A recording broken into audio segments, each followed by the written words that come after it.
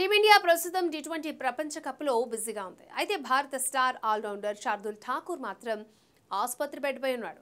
ఇందుకు సంబంధించిన ఫోటోలు ప్రస్తుతం సోషల్ మీడియాలో వైరల్గా మారాయి. దీంతో ఫ్యాన్స్ కంగారు పడుతున్నారు. అతనికి ఏమైందని కమెంట్ చేస్తున్నారు. కాగా శార్దూల్ గత కొంతకాలంగా చీలమండల గాయంతో బాధపడుతున్నాడు. ఈ క్రమంలో గాయానికి ఆపరేషన్ చేయించుకున్నాడు. సర్జరీ సక్సెస్ అయింది. త్వరలోనే మైదానంలో కలుసుకుందాం. నాకు సహకరించిన ప్రతి ఒక్కరికి ధన్యవాదాలని చెప్తూ హాస్పిటల్ బెడ్పై కాలికి కట్టుతో ఉన్న ఫోటోను సోషల్ మీడియాలో షేర్ చేశాడు శార్దూల్. దీన్ని చూసిన ఫ్యాన్స్ అతను త్వరగా కోలుకొని మైదానంలో అడుగుపెట్టాలని భావిస్తున్నారు. టైమ్స్ ఆఫ్ ఇండియాలో వచ్చిన కథనాల ప్రకారం శార్దూల్ గత కొంతకాలంగా చీలమండల గాయంతో బాధపడుతున్నాడు.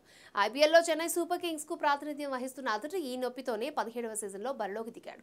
ఆ టైంలో నొప్పిని తట్టుకునేలా ఇంజెక్షన్లు తీసుకున్నాడట.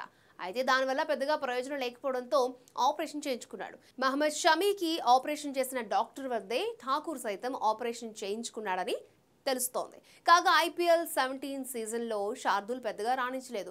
9 మ్యాచెస్లో 5 వికెట్లు మాత్రమే తీశాడు.